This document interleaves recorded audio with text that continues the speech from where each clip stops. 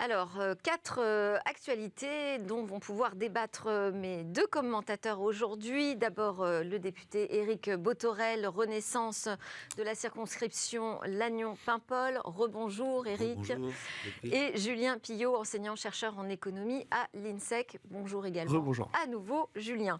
On va commencer par notre première news au sujet de la consommation d'énergie du streaming avec la consultation publique lancée par l'Arcom, donc le régulateur de tous ces médias audiovisuels qui consomment évidemment énormément d'énergie. Alors, qu'en est-il de la manière dont on va pouvoir informer les consommateurs sur l'impact environnemental de ce streaming ? Eh bien, c'est là-dessus que doit plancher l'Arcom. C'est pas une mince affaire, mais c'est une obligation désormais. C'est une obligation née de la loi, la loi Rennes, dont la date d'application est au 1er janvier 2023, donc on y est. Ça y est. Ouais. Et effectivement, c'est une obligation légale. Et le travail qui va être fait via cette consultation publique consiste aussi, et c'est un des enjeux d'ailleurs, on l'a vu pendant les débats législatifs, de partager des référentiels. Le sujet, il est très sympathique sur le papier, de pouvoir se dire on va avoir une influence par la bonne information des consommateurs sur la réduction de la consommation de la bande passante, puisqu'on sait que l'empreinte du numérique en général, toute chose égale par ailleurs, les terminaux et ceci et cela, ça pèse. Et donc il faut pouvoir avoir des actions qui soient des actions, j'allais dire, de sobriété ici aussi. Mais une fois qu'on a dit ça, il faut quand même s'accorder sur des métriques, sur des éléments, des indicateurs et des référentiels qui soient solides, robustes, partageables et partagés avec l'ensemble des acteurs. C'est un peu l'enjeu des éléments de consultation qui ont été lancés au mois de décembre dernier. Est-ce que ça changera, est-ce que ça peut changer quelque chose d'informer le public sur l'équivalent gaz à effet de serre, coût énergétique de la vidéo qu'il est en train de regarder en streaming ? Alors, ça peut changer 2-3 petites choses, mais ça ne fera pas tout le travail. Il ne faut pas se leurrer.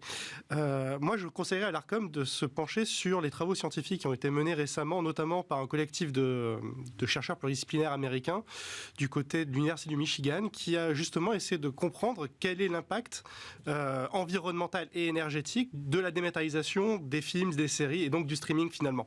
Et ils se sont rendus compte qu'effectivement, un objet dématérialisé, que ce soit un film ou une série, est beaucoup plus vertueux sur le plan énergétique ou environnemental que son équivalent physique. Le problème vient de la surconsommation de ces films et de ces séries.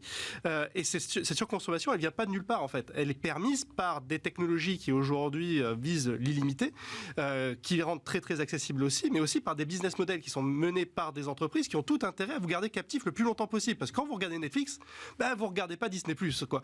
Donc, tant qu'on n'aura pas une réflexion d'ensemble à la fois sur l'impact réel de la surconsommation de certains produits numériques et services numériques et en même temps sur la viabilité environnementale et écologique de certains business models qui sont l'apanage des offreurs, on passera peut-être à côté de l'essentiel.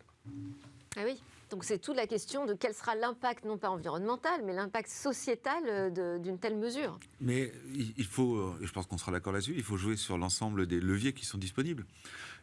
L'idée qu'il puisse y avoir une régulation en hard, finalement, la plus dure possible, qui dirait, on limite, on altérerait d'ailleurs une partie de la neutralité du net pour les plus puristes, mais on sait bien que ce sera difficile de mettre en œuvre. Moi, je crois aussi, en partie, à la responsabilisation des acteurs. Et après tout, on le voit dans les outils qui nous accompagnent aujourd'hui au travers de nos smartphones. On est attiré de temps en temps par un certain nombre d'indicateurs qui vous disent, voilà, votre consommation, toute chose égale par ailleurs, quelles que soient les applications mobilisées, a été de tant d'heures cette semaine, etc. Voilà. Et je crois que on ne peut pas prendre les consommateurs pour ce qu'ils ne sont pas. Et ils sont suffisamment à se plaindre qu'il y a des choses à faire en la matière. Écoutez, leur envoyer l'idée qu'il y a une part qui leur revient, fut-elle marginale. J'y crois pas trop. Je crois vraiment que si on n'est pas obligé de télécharger ces vidéos toujours en 4K, quelle influence ça aura à la fin. En définitive, c'est toute la chaîne. Et vous avez raison de rappeler que quand on regarde Netflix, on ne regarde pas Disney, mais quand on regarde Netflix et qu'on reste sur Netflix, on ne va surtout pas dans la salle de cinéma. C'est surtout ça l'enjeu. C'est moins, en vase communicant qu'il faut voir les choses. Enfin, on va plus facilement accumuler des vidéos sur une plateforme de streaming que se rendre dans des salles de cinéma. Oui, mais vous savez, on est sur l'immatérialité des choses. C'est une banalité que de le dire. Et donc, rappeler avec des éléments tangibles qui soient compris par le grand public de ce que cela signifie de la consommation qu'on est en train de faire de tel ou tel film sur tel ou tel device ou périphérique, Écoutez, moi, je crois Alors que... en plus, ça prendra la qualité d'affichage du film qui sera proposé, le type d'accès aussi. Est-ce qu'on sera en Wi-Fi ou est-ce qu'on sera sur un réseau fixe? Donc c'est vrai. Alors, en revanche, je souhaite bon courage à ceux qui vont devoir appliquer quand même ces règles d'information, parce que ça va être très complexe a priori. Hein. Mais c'est tout l'enjeu de la définition des... Est-ce que là, on aura... Parce que là, il y a aussi un enjeu économique. Hein. Est-ce qu'on n'aura pas juste les grandes plateformes qui vont être capables de se plier à ces nouvelles règles?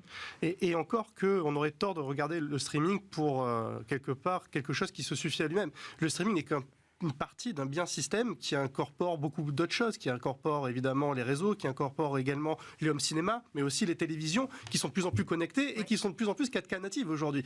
Donc regarder uniquement l'impact du streaming sans regarder finalement l'intégralité des impacts économiques, écologiques et environnementaux de l'ensemble du système derrière, à mon sens, ce serait souffrir d'une certaine myopie en fait. Et puis alors pour l'Arcom, là, il y a quand même beaucoup de travail en 2023. Donc il y a ce dossier-là, il y aura toutes les applications des nouveaux règlements européens. Oui. Écoutez, normal. Gros chantier. Bon, mais non, mais ce que je veux dire, c'est que peut-être on s'y prend un petit peu tard sur la loi Rennes, parce qu'elle date pas d'aujourd'hui. Elle est en application là dès le 1er janvier 2023, et on est seulement en train de se mettre au point sur les consultations. Oui, sauf que encore une fois, on a progressé, il me semble, et c'est le lot d'un certain nombre d'associations, organisations qui ont travaillé, le Shift Project, Green IT et d'autres, qui ont permis de matérialiser ce qui était un objet qui était difficile à cerner. Quand on dit l'empreinte numérique, l'empreinte environnementale du numérique, on dit tout et on dit rien. Donc il a fallu rentrer dans le détail d'un certain nombre de choses. Et encore une fois, le sujet n'est pas totalement épuisé, on le voit, et nécessité est faite de se tourner vers les acteurs, l'Arcom, l'Arcep, l'ADEME, etc., pour définir ce que sont les bons indicateurs. Sinon, on passe à côté du sujet et on fait des choses qui sont ni applicables ni appliquées. Allez, deuxième news pour nous, ce sera ce lobbying des GAFAM en France avec l'Observatoire des multinationales qui dénonce une toile d'influence tissée par ces big tech en France. On est quand même x3 sur les dépenses en lobbying de ces GAFAM entre 2017 et 2021. J'imagine que vous allez me dire que ce n'est pas forcément une surprise, Julien. Non, effectivement. Bon, déjà, il faut se féliciter d'avoir rendu ces dépenses en lobbying publique et donc transparente. Donc je pense que là-dessus, on a beaucoup progressé, que ce soit au niveau de l'Union européenne ou au niveau français. Ce ne sera pas une surprise non plus, dans la mesure où la France est très attractive pour les entreprises numériques. On bénéficie aussi de l'attractivité de notre crédit impôt recherche qui pousse à localiser beaucoup d'activités de recherche fondamentale sur le territoire français. Et avec une French Tech également qui est très active, on a forcément de plus en plus d'acteurs du numérique qui ont des intérêts à faire valoir sur le territoire. Donc qu'il y ait derrière des tentatives de lobbying et des dépenses qui sont afférentes n'est pas du tout de l'ordre de la surprise. Il n'en demeure pas moins que malgré l'influence qu'on veut bien porter à ces entreprises-là, ça n'a pas empêché la France d'être tête de gondole en matière de promotion du RGPD, en matière de promotion du DSA et du DMA, ou en matière tout simplement de promotion de la taxe GAFAM.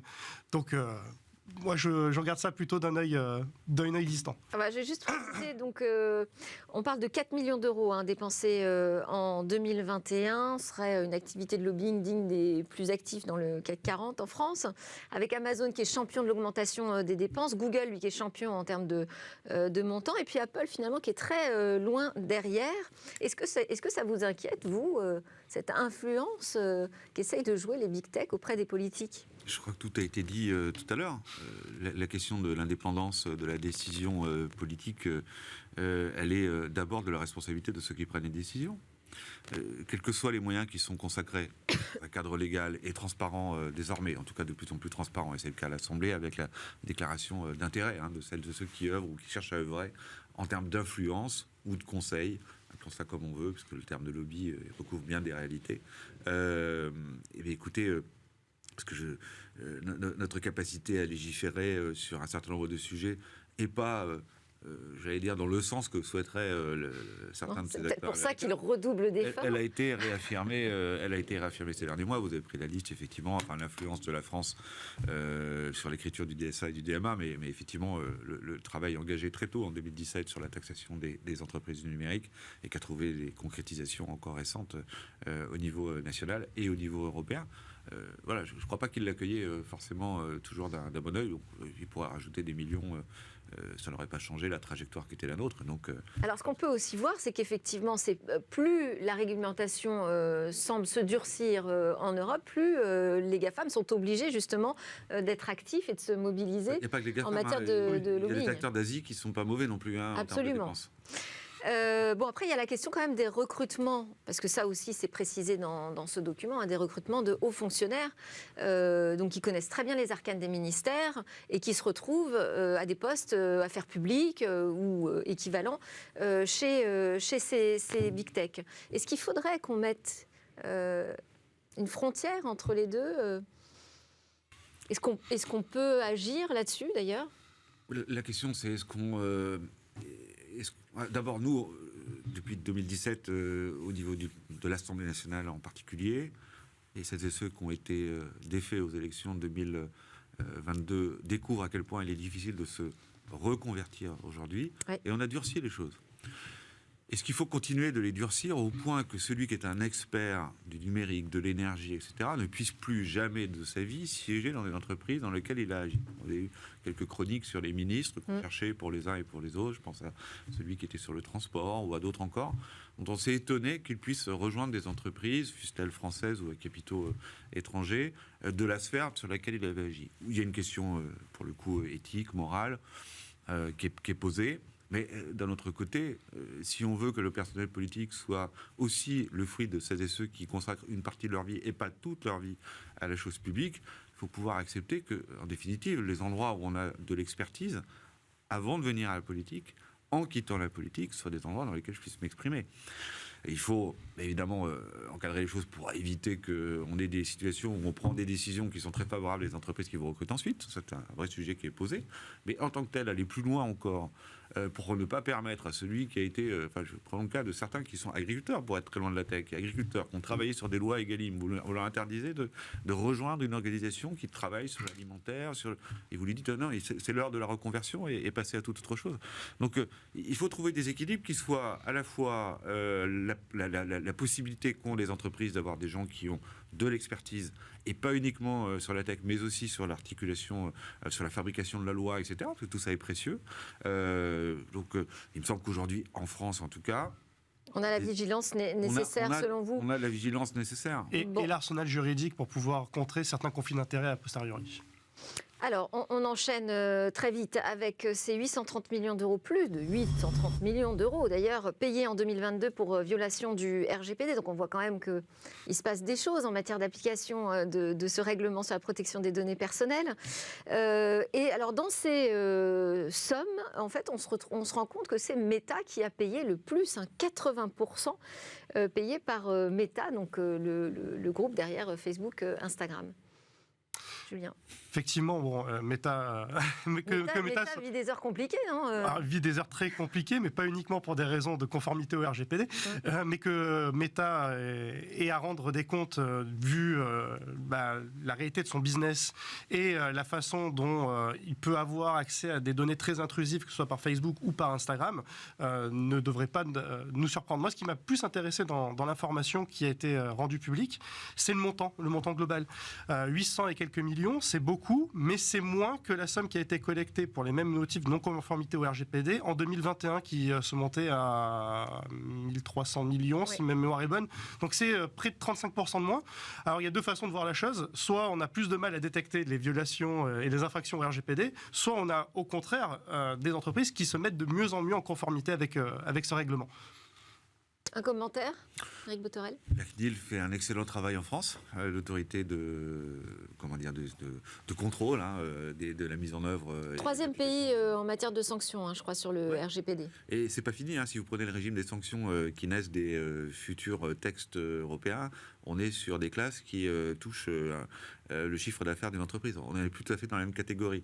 Donc je pense que celles et ceux qui se sont finalement...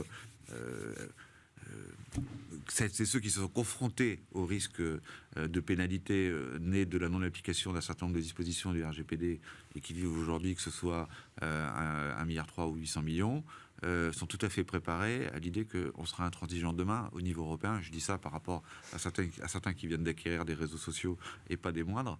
S'ils imaginent qu'ils vont pouvoir faire ce qu'ils veulent sans respecter un certain nombre de règlements européens, écoutez, le chiffre de 800 millions, c'est l'entrée. Le plat et le dessert, c'est après. C'est le ticket d'entrée. Voilà. Hier encore, donc, une annonce de 390 millions d'euros d'amende pour Meta pour ses traitements de données personnelles à des fins publicitaires. Je peux rajouter aussi à ça les indemnités qui seront payées dans le cadre du scandale Cambridge Analytica, là encore par la maison Meta, 725 millions de dollars. Bon. Quand on dit que c'est compliqué en ce moment pour Mark Zuckerberg, ça pourrait aller jusqu'où cette complication ? Oula, là, on s'engage dans une très très longue discussion. Il faudrait aller jusqu'à décrypter la stratégie de long terme de Meta et faire des paris sur la capacité de Meta à rebondir, notamment à travers l'économie du métaverse. Mais pour rester vraiment sur la question des amendes qui ont été infligées à Meta récemment, bon, déjà d'une part, Meta est quand même une entreprise qui, malgré toutes les difficultés actuelles qu'on lui prête, est une entreprise qui est extrêmement rentable. Qui, lors de mauvais trimestres, arrive quand même à faire des 44 milliards de bénéfices nets après impôts. Et puis, on peut penser aussi que les éventuelles amendes qui pourraient lui être infligées sont provisionnées de longue date. Il n'en demeure pas moins que la question n'est pas tant le montant de la sanction que, comme disait monsieur le député, la capacité du régulateur et du législateur à modifier les comportements de ces entreprises de façon à ce qu'elles rentrent dans les cadres de la réglementation et de la loi. Et en ce sens-là, moi j'ai plutôt l'impression effectivement que derrière la pédagogie et les premières sanctions qui commencent à tomber un petit peu partout en Europe, il y a aussi une compréhension de plus en plus manifeste de la part de ces entreprises-là des responsabilités qui sont les leurs en matière tout simplement de sécurisation des données personnelles, mais aussi de surveillance de ce qui se passe sur leur plateforme numérique. Non, ils n'en sont pas encore au stade où ils décident de changer leur business model non plus. Bon, une prise de conscience. Parce qu'on leur demande. Oui, mais enfin, c'est quand même la base du problème, non ? Pas uniquement. Enfin, je crois pas que. D'abord, leurs business models sont tous différents, entre Amazon d'un côté, Apple de l'autre, etc. Enfin, il y en a qui sont sur les régies publicitaires exclusivement, d'autres sur des sujets tout à fait différents. Le seul point commun et le plus grand adversaire, là où il se livre le combat, c'est le combat du premier clic. C'est comment je capte un certain nombre d'utilisateurs pour les laisser dans mon environnement, de sorte qu'ils consomment à la fois du bien culturel, de loisirs, d'audiovisuel, mais aussi du transport en réservant en ligne telle ou telle chose. Ce qui se livre comme combat, c'est le point d'entrée pour rentrer dans un environnement dans lequel on va tenter de les garder. Oui, voilà. Ensuite, derrière, les business models sont radicalement différents entre les uns et les autres. Non, mais je parlais pour Meta. En l'occurrence, l'ensemble de ces réseaux sociaux repose sur cette volonté de tracer les utilisateurs, de pouvoir davantage les cibler pour des campagnes publicitaires ou d'influence même politique. On a Twitter qui annonce le retour des publicités politiques, par exemple. Bon, on ne va pas faire ce débat maintenant, on n'a pas le temps. On va enchaîner avec ce que vous attendez, vous, de ce CES 2023. On commence par vous, Eric ? D'abord, je ne m'y rendrai pas, alors que je m'étais rendu aux précédentes sessions et j'avais fait une courte pause liée à la Covid. Non, c'est un formidable lieu d'innovation. La France est toujours, alors je ne sais pas si la France sera toujours en tête des délégations étrangères. Je crois que c'est le cas, 170 oui, ça doit être le cas. Pour la French Tech, c'est la première délégation étrangère. Oui. Non, on n'imagine pas à quel point aujourd'hui le marché du consumer, puisque c'est le terme qui est consacré pour le CES, grand public. Grand public. Dire, nous, en France. Oui, ce qui n'était pas le cas il y a 20 ans. Le Comdex était très business to business. Ouais. Et depuis, le virage, il était pris, c'est le business to consumer. Et le sujet des innovations à destination des consommateurs qui structurent le marché industriel, c'est vraiment un fait marquant des modifications qui ont été à l'œuvre depuis les années 90 sur le sujet du numérique. Moi, ce que j'attends du CES, c'est qu'on mette un éclairage sur les bonnes nouvelles, sur les trucs qui vont bien, sur le génie créatif, sur l'innovation, aussi futile parfois soit-elle. Parce qu'on vient de quitter une année où, entre les cyberattaques, le truc est très anxiogène autour de la tech. Les levées de fonds qui sont moins au rendez-vous qu'eux, etc. Franchement, il y a du talent, il y a l'innovation, il y a la volonté la French Tech se porte bien, continue de recruter, les jeunes vont dans les startups, les jeunes se forment. On a besoin de demain, y compris dans les entreprises qui ne sont pas les entreprises pure players du numérique, mais qui numérisent un certain nombre de leurs process. Ce que j'attends du CES, c'est qu'ils participent, comme d'autres, finalement, à apporter un éclairage un peu réjouissant en ce début d'année, plutôt que de continuer de sombrer dans une forme de morosité, de critique et finalement de déclassement en se disant c'était mieux avant. Voilà. Non, ce sera mieux après. On espère, tous nos voeux pour ça. Julien, ce que vous attendez de ce CES 2023 ? Vous vous adressez aux geeks ou à l'économiste ? Non, parce que les geeks sont très intéressés par les écrans étirables qui vont être présentés par une grande marque de la tech dans quelques heures. Mais non, pour rester plus sérieux, évidemment, j'ai rien à ajouter aux propos de monsieur le député. J'ajouterais peut-être une petite chose, c'est la tech for good, en fait. Moi, c'est peut-être ça, mon souhait pour 2023, c'est que ce CES nous permette de découvrir de nouvelles solutions technologiques, portées peut-être par des startups qui, jusqu'à présent, étaient incubées de façon un peu moins sous le feu des projecteurs, et qui arrivent avec des solutions qui prennent à bras le corps, en fait, les problématiques environnementales, les problématiques sociales et sociétales, et qui, finalement, participent du réenchantement de la tech dans un sens d'intérêt général et de préservation des communs, parce que ces dernières années, j'ai plutôt le sentiment que ce sont plutôt des solutions qui ont été présentées qui avaient pour objectif de flatter les marchés, et notamment les marchés financiers. Moi, ce que je voudrais demain, c'est qu'on se recentre un petit peu sur l'essentiel, mettre la technologie au service de l'humain, au service de la société, et avec une connaissance bien plus profonde et approfondie de l'impact environnemental et énergétique de ces technologies-là. Parce qu'encore une fois, des casseroles connectées, c'est bien sympa, mais ça reste du gadget. En revanche, mettre la technologie pour pouvoir vraiment porter à bras-le-corps nos problématiques de gestion, de flux, que ce soit de données, de personnes, de marchandises, c'est peut-être ce qui fera la différence dans une optique finalement de transition écologique et environnementale. Face à ces enjeux gigantesques qui nous attendent, on a besoin de nouvelles intelligences, ça c'est certain, et de mobilisation. Vous vouliez commenter deux petites autres actualités, Julien, mais très rapidement. Alors, peut-être une seule, alors, dans ce cas. Oui. Il y a une espèce c'est plus raisonnable. Il y a quelque chose qui m'a frappé, c'est au lendemain des fêtes de fin d'année, l'application la plus téléchargée sur les magasins d'applications, ça a été l'application Oculus. Oculus, bon, c'est le casque de réalité virtuelle de Meta, ex-Facebook. Et il y avait une espèce de petite musique lancinante, là, ces derniers mois, en disant le métavers, c'est des promesses en l'air, c'est quelque chose qui ne marchera jamais, etc. Bon, ben là, on a un petit signal faible, qu'il ne faut pas surinterpréter, évidemment, mais qui laisse à penser que les casques Oculus se sont très très bien vendus pendant les fêtes, et que s'il devait y avoir une économie, ce serait peut-être une bonne clé d'entrée, en fait, ces casques de réalité virtuelle, à la fois pour les métavers de Meta, mais également pour toutes les applications industrielles, mais aussi ludiques, qui peuvent en découler. C'est super, je trouve super optimistes tous les deux aujourd'hui. Merci beaucoup. Julien Pillot, économiste, Éric Bothorel, député Renaissance. On se retrouve juste après la pause. Justement, on va découvrir encore une nouvelle innovation qui utilise la réalité virtuelle pour lutter contre les maladies chroniques, les douleurs chroniques.